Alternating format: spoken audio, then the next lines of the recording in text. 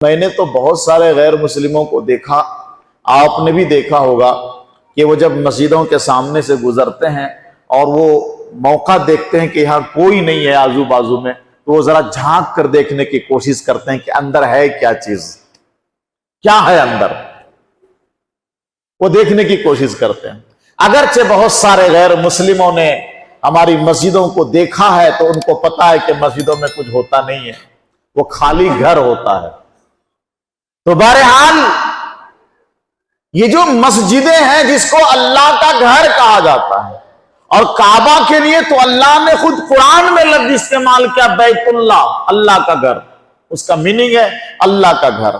تو جو اللہ کا گھر ہے، خانہ کعبہ یا مسجد، کیا ان گھروں میں اللہ رہتا ہے؟ اس لیے اس کو اللہ کا گھر کہا جاتا ہے، اس لیے ان گھروں کو، مسجدوں کو، کعبہ کو خدا کا گھر کہا جاتا ہے۔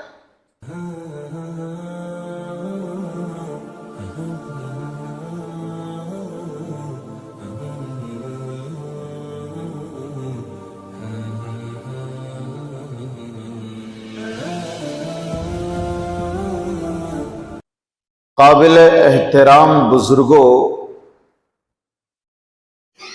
شعبان کے مہینے کے چند دن باقی رہ گئے ہیں اور اس کے بعد مبارک مہینہ رمضان شروع ہونے والا ہے۔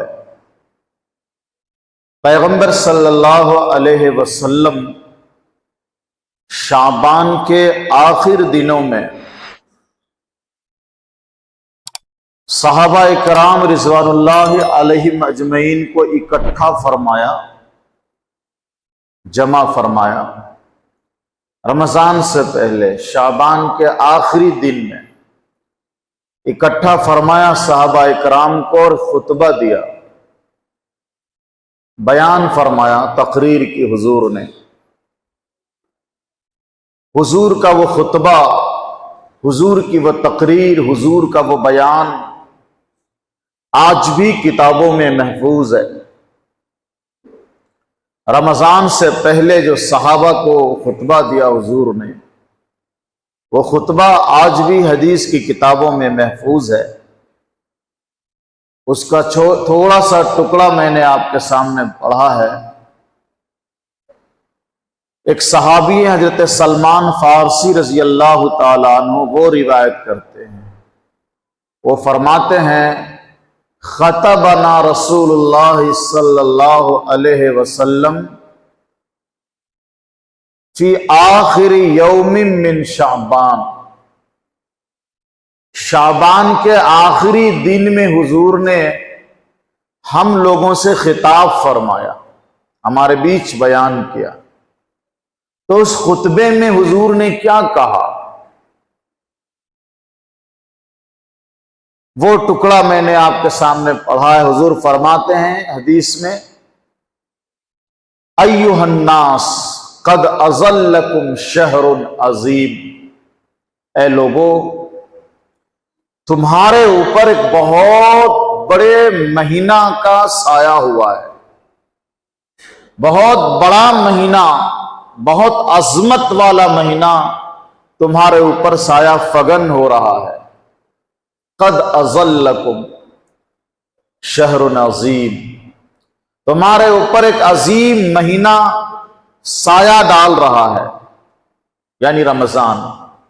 شہر مبارک، وہ مبارک مہینہ ہے، اس مہینے میں لیلتن، ایک ایسی رات ہے، خیر من الف شہر، جو 1000 مہینے سے بہتر ہے۔ وہ رات ایک رات ہے، اشارہ شب قدر کی طرف کیا حضور نے۔ من تقرب فیہ بخصلۃ من الخیر، حضور نے فرمایا کہ اس مہینے میں جو کوئی ایک نفلی نیکی کرے گا، ایک نفل ادا کرے گا، کان کمن ادا فریضۃ فیما سوا، تو اس مہینے میں ایک نفل ادا کر لینا اس کے علاوہ مہینوں میں فرض ادا کرنے کے برابر ہوگا۔ ومن ادا فریضۃ فیہ، اور جو اس مہینے میں فرض ادا کرے گا 70 فرض کے برابر ثواب ملے گا، یعنی دوسرے مہینے میں 70 فرض ادا کرے جیسا ہوگا۔ وَهُوَ شَهْرُ الصَّبْرِ، وہ جو مہینہ ہے وہ صبر کا مہینہ، وَشَهْرُ الْمَوَاسَاتِ، غمخاری کا مہینہ ہے وہ، شہر یزاد فیہ رزق المؤمن، وہ ایک ایسا مہینہ ہے جس میں ایمان والے کا رزق بڑھا دیا جاتا ہے۔ یہ خبر اللہ کے رسول دے رہے ہیں ایمان والوں، وہ ایک ایسا مہینہ ہے جس میں ایمان والے کا رزق بڑھا دیا جاتا ہے۔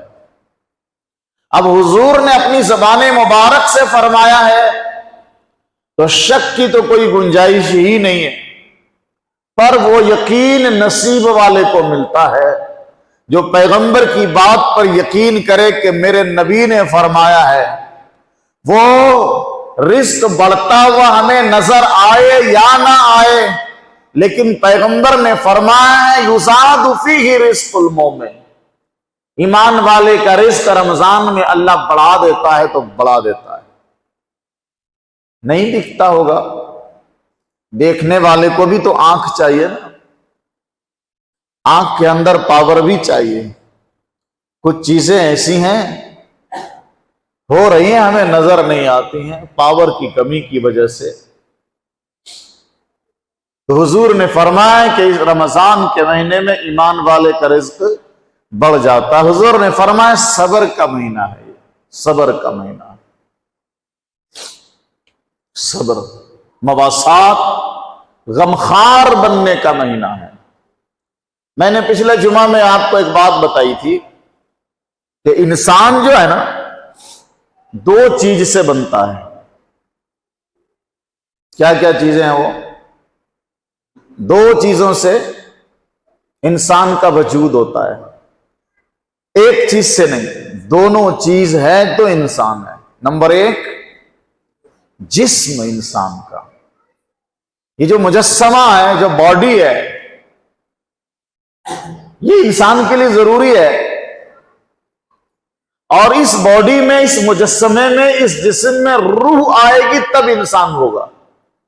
بغیر روح کے انسان نہیں ہے اور بغیر جسم کے انسان نہیں ہے، دونوں چیز ضروری ہے۔ میں نے یہ بھی بتایا تھا کہ انسان کا جو جسم ہے نا، اس کی ضرورتیں الگ ہیں، یاد ہے نا؟ پچھلی تقریر یاد ہے؟ انسان کا جو جسم ہے، انسان کے جسم کی ضرورتیں الگ ہیں، اور وہ پوری بھی ہوتی ہیں دوسری جگہ سے۔ روح کی ضرورت الگ ہے، وہ پوری ہوتی ہے دوسری جگہ سے۔ جسم کی ضرورت کیا ہے؟ کپڑا، کھانا، گھر، مکان، پانی، اور بھی بہت ساری ضرورتیں جسم کو چاہیے۔ یہ ضرورت جسم کی ہے، یہ ساری ضرورتیں زمین سے پوری ہوتی ہیں۔ کپڑا زمین کی چیزوں سے بنتا ہے، کھانا زمین سے اگتا ہے، زمین سے کھانے کی چیزیں نکلتی ہیں، گھر مکانات زمین پر بنتے ہیں، دوائیاں زمین پر بنتی ہیں، ڈاکٹرز علاج زمین پر کرتا ہے۔ یہ ساری ضرورتیں جسم کی ہیں اور زمین پر اللہ پوری کرتا ہے۔ روح کی ضرورت کھانا پانی نہیں ہے، روح کی ضرورت کپڑا مکان نہیں ہے، روح کی ضرورت اللہ اور اس کے رسول کی ہدایات ہے، اللہ کا کلام ہے، اللہ کا پیغام ہے، وہ آسمان سے پوری ہوتی ہے۔ اسی لیے جس پیغمبر پر بھی اللہ نے اپنی ہدایت نازل کی، آسمانی چیز کہلائی۔ وہ بولتے ہیں نا 4 مشہور آسمانی کتاب، توریت، زبور، انجیل، یہ سب کہاں سے آئی؟ زمین سے نکلی، آسمان سے آئی نا۔ اور قرآن شریف یہ بھی آسمان سے آئے۔ جبریل علیہ السلام زمین سے نہیں نکلتے، जिब्रील अलैहिस्सलाम आसमान से आते हैं। आसमान से क्या लेके आए जिब्रील अलैहिस्सलाम? कुरान लेकर आए। ये जो अल्लाह का कलाम है, ये रूह की ग़ज़ा है, ये रूह की जरूरत है। अब जो रूह है, मैंने कहा कि इंसान दो चीजों से बनता है, एक जिस्म से और एक रूह से। ये जो रूह है इंसान की, इसके अंदर दो सलाहियत अल्लाह ने रखा है, दो इस्तेदाद है।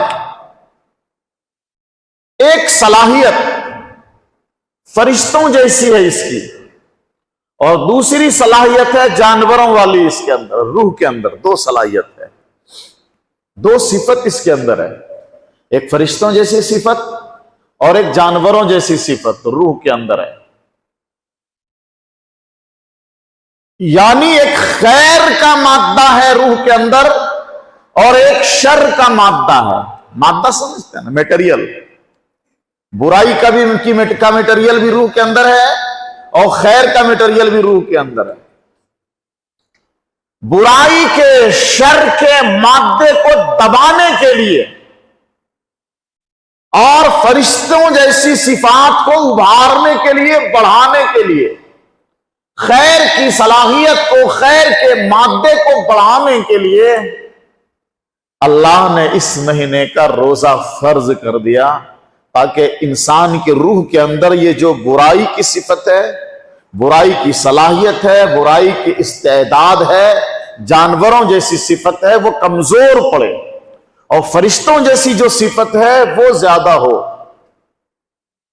तो इसीलिए रमजान में रोजे फर्ज किया और हुजूर ने फरमाया सब्र करना इस महीने की खास इबादत है। तो गुनाहों में भी, गुनाह को छोड़ने में सब्र करना पड़ता है, और कुछ जायज और हलाल चीजें भी रब मना करता है, रुक जाने में भी सब्र करना पड़ता है। हुजूर ने फरमाया ये सब्र का महीना है, शहरुस सब्र। इंसान जब सब्र करता है, अपने नफ्स को कंट्रोल करता है, तो फरिश्तों वाली सिफत उभरती है और जो शैतानों वाली, शर वाली सिफत है वो दब जाती है। अब यहां एक सवाल होता है कि रमजान में भी तो सुधरते नहीं ना लोग हजरत। रमजान के महीने में भी बुराई वाली सिफत बंद नहीं होती ना, शैतानी करते ही रहते हैं लोग। तो उलमा ने एक नुक्ता लिखा है कि चूंकि हुजूर ने फरमाया है और अल्लाह का निजाम है, तो फर्क पड़ता है फर्क। ऐसा नहीं कि रमजान में भी लोग बेहिस रहते हैं, फर्क जरूर पड़ता है। चाहे वो जाहिल हो, बेनमाजी हो, इबादत करने ना आता हो, फिर भी उसके अंदर एक एहसास जरूर पैदा होता है आम दिनों के मुकाबले में। रमजान में उसके अंदर, गुनाहगार के अंदर भी एक एहसास पैदा होता है, मैं कर तो रहा हूं रे, लेकिन ये गलत हो रहा है, रमजान में भी गड़बड़ कर रहा हूं मैं। ये जो एहसास आ गया ना, रमजान से पहले क्यों नहीं था? बहुत सारे लोग जो गुनाह में रमजान से पहले मुलव्विस होते हैं, वो रमजान में बाज आ जाते हैं, नहीं करते। बहुत सारे लोग जो ज्यादा करते थे रमजान से पहले, रमजान में उसकी नाफरमानियों में कमी भी जरूर आ जाती है। अच्छा, इबादात में भी ऐसे ही फर्क पड़ता है। बहुत सारे लोग रमजान से पहले कम इबादत करते थे, रमजान में इबादात में इजाफा कर देते हैं। तो ये फरिश्तों वाली सिफत में ताकत आ रही है, इजाफा हो रहा है, इसलिए ये फर्क पड़ रहा है। अल्लाह रब्बुल आलमीन का निजाम। तो हुजूर ने फरमाया ये शहर सब्र है, सब्र का महीना है, मवासात, गमखारी का महीना। एक खास चीज जो उलमा ने लिखा है कि ये जो शहरु रमजान कहा जाता है, रमजान का महीना, कुरान में यही लफ्ज इस्तेमाल हुआ है, शहरु रमजान, रमजान का महीना। उलमा ने एक बात लिखी है कि रमजान اللہ کے 999 ناموں میں سے ایک نام ہے رمضان، اور اللہ نے اس مہینے کی نسبت اپنی طرف کر لی کہ یہ مہینہ اللہ کا ہے۔ شہر رمضان، رمضان کا مہینہ ہے یہ۔ علماء نے لکھا ہے اس بات کو کہ رمضان اللہ کے 999 ہزار میں ایک کم اللہ کے نام ہے، ان ناموں میں سے ایک نام رمضان بھی ہے۔ تو گویا یہاں پر اللہ نے اس مہینے کی نسبت اپنی طرف کر لی کہ یہ مہینہ اللہ کا مہینہ، شہر رمضان اللہ کا مہینہ، رمضان کا مہینہ یعنی یہ اللہ کا مہینہ ہے۔ اور باقی سارے مہینے کس کے ہیں؟ وہ بھی اللہ کے ہیں، لیکن ایک خاص شان کی وجہ سے، ایک خاص عظمت کی وجہ سے اللہ نے اس مہینے کی نسبت اپنی طرف کر لی کہ یہ میرا مہینہ ہے۔ ہیں سارے مہینے اسی کے، کائنات میں جتنے گھر ہیں سب اسی کے ہیں، کائنات کی ساری چیزیں اسی کی ہیں، لیکن اللہ نے قرآن میں ایک لفظ استعمال کیا، بیت اللہ، اللہ کا گھر کعبہ، اس کو اللہ نے کہا وہ میرا گھر ہے۔ سارے گھر اللہ کے ہیں، ساری زمین اللہ کی ہے، آسمان اللہ کا ہے۔ لہو ما فی السماوات و ما فی الارض، آسمان اور زمین کی ساری چیزیں اسی کی ہیں۔ لیکن جب مسجد کا ذکر آتا ہے تو مساجد اللہ، اللہ کی مسجدیں، یہ اللہ کا گھر ہے، اللہ کا گھر ہے۔ اب ایک چیز یہاں اور سمجھاتا چلوں کہ جب اللہ نے کہا بیت اللہ، اللہ کا گھر، اور یہ دنیا کی ساری مسجدیں بھی اللہ کا گھر ہیں، کیا ان گھروں میں اللہ رہتا ہے؟ ایک سوال ہوتا ہے غیر مسلموں کی طرف سے بھی، اور بہت زیادہ علم سے لا بلد مسلمان بھی اگر کوئی ہے جس کو دین کی کوئی معلومات نہیں ہے، تو شاید ان کے تصور میں یہی بات ہوگی کہ یہ جو مسجد جس کو خانہ خدا کہا جاتا ہے، اللہ کا گھر، تو شاید اس میں اللہ رہتا ہوگا، اسی لیے تو سب لوگ وہاں نماز پڑھنے جاتے ہیں، وہاں اللہ رہتا ہوگا۔ اب غیر مسلم سمجھتے ہوں گے کہ چونکہ ہمارے مندروں میں بت رکھا ہوا ہوتا ہے، ہم وہاں پوجا کرنے جاتے ہیں، ایسے ہی مسلمانوں کی مسجد میں بھی خدا رہتا ہوگا، اسی لیے وہاں لوگ نماز پڑھنے 5 ٹائم جاتے ہیں، پھر جمعہ میں جاتے ہیں۔ میں نے تو بہت سارے غیر مسلموں کو دیکھا، آپ نے بھی دیکھا ہوگا کہ وہ جب مسجدوں کے سامنے سے گزرتے ہیں اور وہ موقع دیکھتے ہیں کہ یہاں کوئی نہیں ہے آزو بازو میں، تو وہ ذرا جھانک کر دیکھنے کی کوشش کرتے ہیں کہ اندر ہے کیا چیز، کیا ہے اندر، وہ دیکھنے کی کوشش کرتے ہیں۔ اگرچہ بہت سارے غیر مسلموں نے ہماری مسجدوں کو دیکھا ہے تو ان کو پتا ہے کہ مسجدوں میں کچھ ہوتا نہیں ہے، وہ خالی گھر ہوتا ہے۔ تو بہرحال یہ جو مسجدیں ہیں جس کو اللہ کا گھر کہا جاتا ہے، اور کعبہ کے لیے تو اللہ نے خود قرآن میں لفظ استعمال کیا بیت اللہ، اللہ کا گھر، اس کا میننگ ہے اللہ کا گھر۔ تو جو اللہ کا گھر ہے، خانہ کعبہ یا مسجد، کیا ان گھروں میں اللہ رہتا ہے؟ اس لیے اس کو اللہ کا گھر کہا جاتا ہے، اس لیے ان گھروں کو، مسجدوں کو، کعبہ کو خدا کا گھر کہا جاتا ہے۔ کیا مسئلہ ہے؟ کیا مسجد میں خدا رہتا ہے، کعبہ میں خدا رہتا ہے اور باقی دوسری جگہوں میں نہیں ہے؟ اس لیے ہمیں خدا ڈھونڈنے کے لیے مسجد آنا پڑتا ہے، ایسا ہے؟ مسئلہ کیا ہے؟ مسئلہ یہ ہے کہ اللہ مسجد میں ہی رہتا ہے، ایسا نہیں ہے، اللہ ہر جگہ ہے، اللہ ہر جگہ ہے۔ پھر مسجد کو ہی اللہ کا گھر، کعبہ کو ہی اللہ کا گھر کیوں کہا جاتا ہے جب ہر جگہ ہے؟ تو ایک مثال سمجھیے، یہ جو ہمارا اور آپ کا جسم ہے نا، آپ کی انگلی کو چاقو سے ہم کاٹیں، درد نہیں ہوگا؟ نہیں ہوگا۔ ہاتھ کاٹیں تو ہوگا، پاؤں کاٹ دیا جائے تو تکلیف ہوگی نا؟ اچھا، سر کاٹا جائے تو ہوگی نا تکلیف؟ نہیں ہوتی ہے۔ جسم کے کسی حصے کو بھی آپ کٹ کرو یا آپ کے جسم کے کسی حصے میں چوٹ لگ جائے، مار پڑ جائے، درد ہوتا ہے کہ نہیں ہوتا ہے؟ کیوں ہر جگہ درد ہوتا ہے؟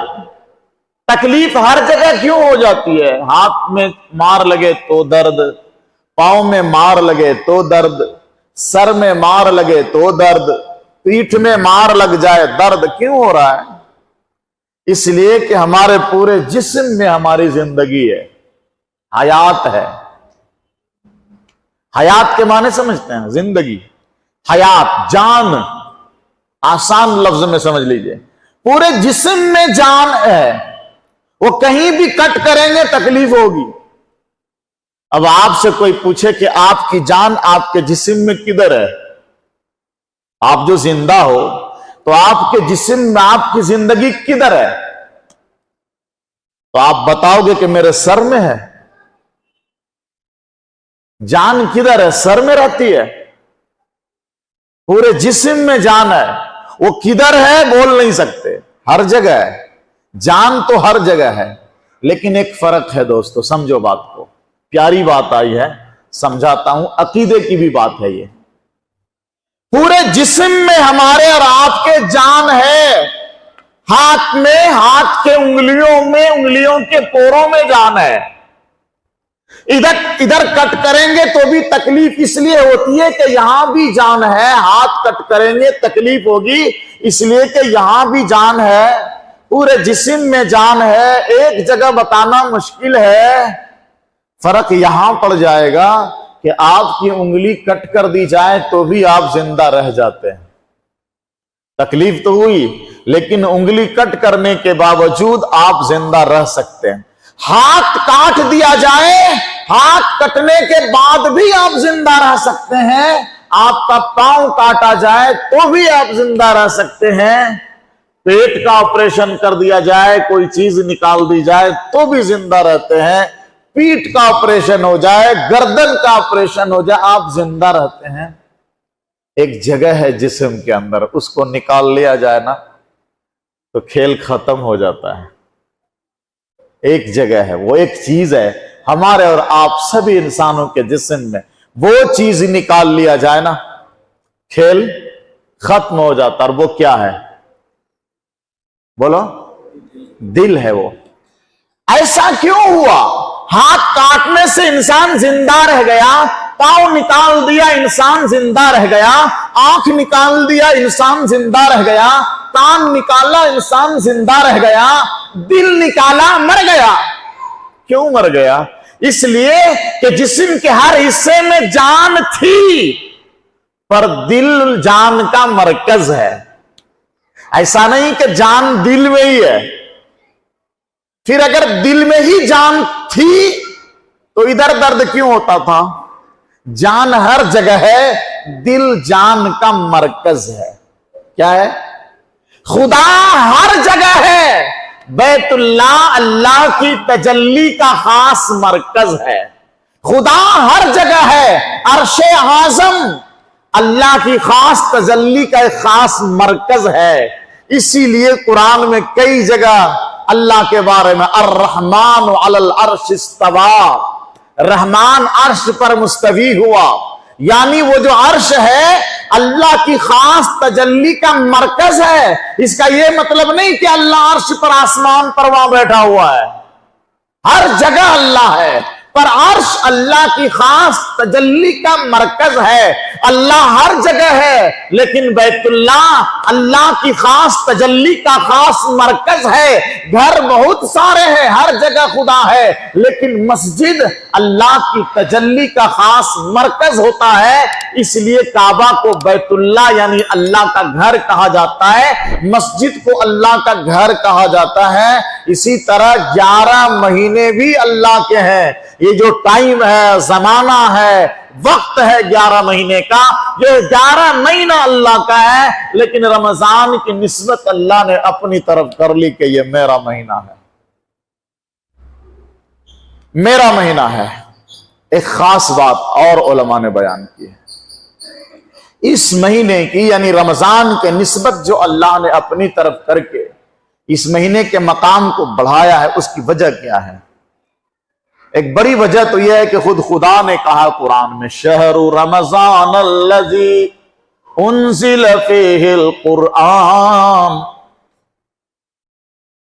خود خدا بیان کرتا مہینے کی عظمت کو کہ رمضان کی شان کیوں بڑھ گئی ہے, رمضان کی عظمت کیوں بڑھی ہوئی ہے. اللہ بیان کرتا ہے, کوئی مولوی نہیں, حضرت نہیں, آپ کا خطیب نہیں. اللہ رمضان کی شان بیان کرتا ہے قرآن میں, تو وجہ بیان کرتا ہے کہ رمضان کی عظمت, رمضان کی شان اتنا زیادہ کیوں ہے.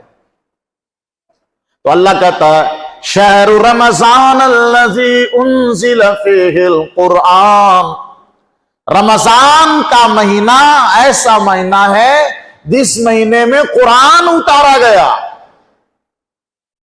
قرآن اتارا گیا رمضان میں, رمضان بابرکت ہو گیا. آپ سمجھ سکتے ہو, تھوڑی سی باریک بات سمجھ لیں. اللہ کہہ رہا ہے کہ اس مہینے میں رمضان میں قرآن اترا, تو رمضان کی اتنی عظمت بڑھ گئی. اور کائنات کے جس انسان کے سینے پر وہ قرآن اترا, پھر وہ کائنات کے تمام انسانوں میں سب سے بڑا انسان ہوگا کہ نہیں ہوگا. اور یہی وجہ ہے کہ حضور سے پہلے قرآن جس کے ذریعے سے اللہ نے بھیجا نا, اس کا ذکر اللہ قرآن میں کرتا ہے, نزل بہ الروح الامین. اس کو روح الامین لے کر اترے ہیں.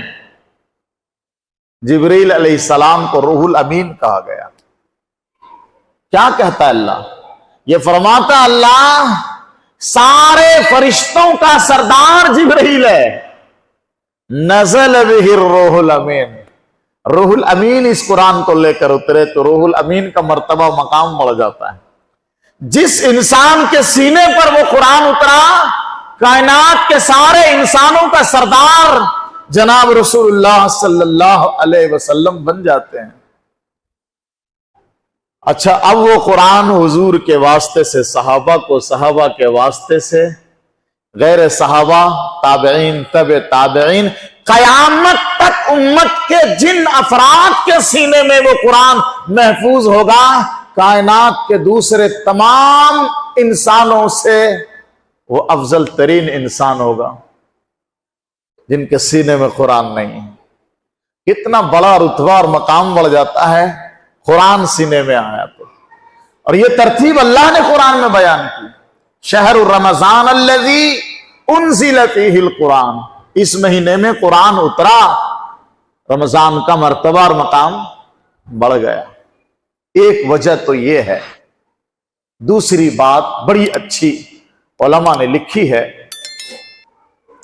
کہ اس مہینے میں ایک ایسی عبادت ہے جو اللہ اور اس کے بندے کے بیچ ایک راز ہے. اسی لیے اس مہینے میں اس عبادت کی وجہ سے اس مہینے کی عظمت بڑھی ہوئی ہے. ایک عبادت ہے اس مہینے میں جو اللہ اور اس کے بندے کے بیچ راز ہے. عبادت نماز بھی ہے, عبادت زکوٰۃ بھی ہے, عبادت حج بھی ہے, عبادت قرآن کی تلاوت بھی ہے, عبادت تسبیح پڑھنا بھی ہے. یہ سب عبادت ہے, لیکن ایک ایسی عبادت ہے جو اللہ اور اس کے بندے کے بیچ راز ہے، اور وہ روزہ ہے۔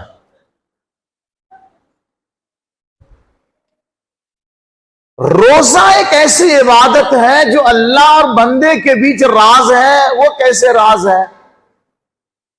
اس میں راز کی کیا بات ہے؟ تو راز کی بات یہ ہے کہ نماز پڑھنے والا نمازی دکھتا ہے، نماز پڑھ رہا ہے۔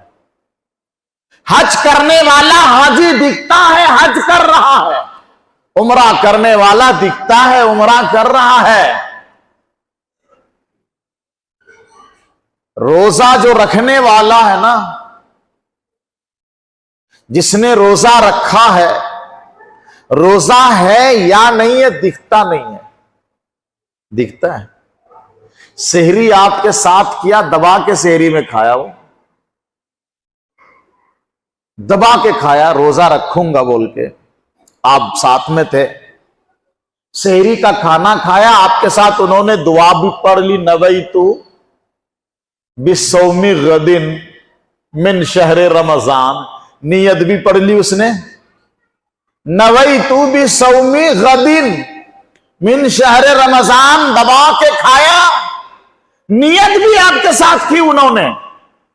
فجر کو آپ کے ساتھ مسجد میں نماز بھی پڑھنے آیا، نماز پڑھ کے آپ اپنے گھر، وہ اپنے گھر، آپ نے اپنے دوست کو سمجھا سحری میرے ساتھ کیا، فجر کی نماز میرے ساتھ اس نے پڑھی ہے، میں اپنے گھر چلایا، انہوں اپنی بیوی سے ناشتہ بنوا کے آرام سے کھا رہا ہے، پراٹھے اور انڈا کی برجی پایا کھا رہا ہے، آپ دیکھنے گئے اس کو۔ اچھا جب آپ کے سامنے پھر آیا، منہ بنائے ہوا جیسے بہت بڑا روزے دار ہو، آپ کو پتہ ہی نہیں چل رہا یہ دبا کے آیا ہے۔ تو روزہ ایک ایسی عبادت ہے، معلوم نہیں ہو رہا یہ ہے کہ نہیں ہے۔ تو اگر ہے تو اس کا خدا جانتا ہے اور وہ جانتا ہے، نہیں ہے تو اس کا خدا جانتا ہے، وہ جانتا ہے۔ یہ اور بات ہے کہ ہم مسلمانوں میں بے غیرتی آئی، بے حسی آ گئی، بے شرمی آئی۔ پہلے ایسا ہوتا تھا کہ کوئی روزے دار کے سامنے لقمہ نہیں اٹھاتا تھا، اگر کسی مجبوری میں روزہ نہیں ہے تو وہ اندر جا کے کچھ کھا لیتا تھا، روزہ دار کے سامنے کوئی پانی نہیں پیتا تھا، مسلمان کھانا نہیں کھاتا تھا۔ اگر کوئی بے روزے سے ہے کسی مجبوری سے تو وہ روزے دار کے سامنے کھانا نہیں کھاتا تھا۔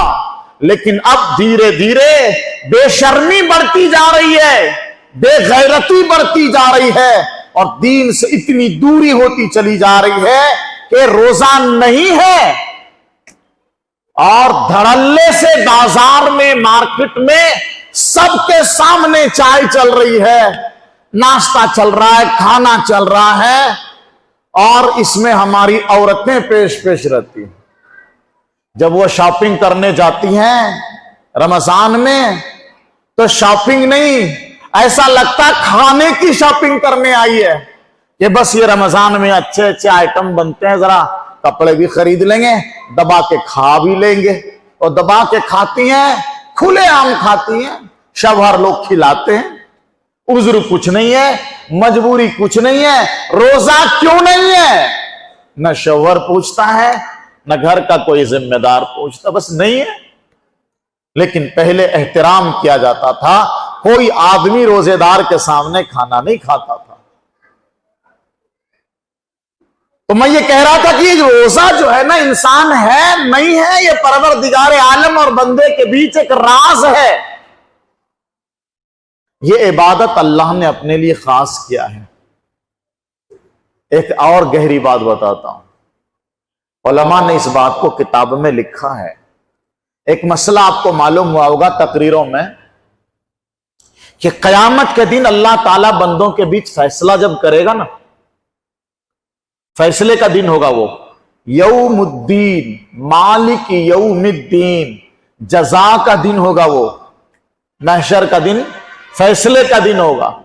اس فیصلے کے دن میں کام یہ ہوگا کہ اگر آپ نے کسی پر ظلم کر رکھا ہے اس دنیا میں، کسی کی عزت کا، مال کا، جان کا نقصان کیا ہے نا، کسی کا پیسہ دبایا آپ نے، گبن کر لیا ہے، بے ایمانی کر لیا اپنی چالاکی سے، اپنے دماغ سے، کسی کا پیسہ آپ نے لے کے اپنا بنایا اور بڑے بن گئے، کل قیامت کے دن ہگنا پڑے گا، پورا دینا پڑے گا، اور جب تک نہیں دو گے چھٹکارا نہیں ہے۔ اب دینے کے لیے وہاں تو کچھ ہوگا نہیں، یہاں کروڑوں کا بنا لیے، دوسروں کا مار کے، دوستوں کا لے کے، بزنس پارٹنر کا دبا کر کے بنا لیے، گاڑیاں، مکانات، بلڈنگیں، زمین سب بنائے، مرنے کے ٹائم لے کے جانے والی چیز تو ہے نہیں، سب چھوڑ کے گئے، اور وہاں اللہ دلائے گا بدلہ، تو دینے کے لیے وہاں تو کچھ ہے نہیں، تو کیا دلائے گا اللہ بدلے میں؟ کبھی کبھی جو تم نماز پڑھ لیتے تھے نا، کبھی کبھی جو تم زکات دیتے تھے، کبھی کبھی جو تم قربانیاں کر لیتے تھے، کبھی کبھی جو عمرے میں بھاگ جاتے تھے، کبھی حج کر لیتے تھے، کبھی غریبوں کی مدد کر دیتے تھے، یہ ساری نیکیاں جو تم رجسٹر میں لکھوائے ہو فرشتوں سے، یہ ساری نیکیاں ان لوگوں کو دلوائی جائیں گی، چل تیری نماز ان کو دے، زکات ان کو دے، تم عمرہ کیا ہے نا ان کو دے، تو ساری نیکیاں مظلوم کو دلوا دے گا اللہ۔ اب ادھر کچھ نہیں ہے، حق ابھی اور باقی ہے، تو ان کے جو گناہ ہے نا، مظلوم کے گناہ، ان کے گناہ تمہارے سر ڈال دیا جائے گا، لے تم نے جو نہیں گناہ کیا ہے وہ تمہارے سر ڈالا جائے گا، ساری نیکیاں تمہاری ان کو دلوا دی جائے گی جس پر تم نے ظلم کیا ہے۔ اب نیکیاں ساری ختم ہو گئی، کچھ نہیں ہے، ایک چیز باقی ہے، روزہ باقی ہے۔ پروردگار عالم کہے گا کہ یہ عبادت تو میرے لیے خاص تھی، بدلے میں یہ عبادت اس کو نہیں دی جائے گی۔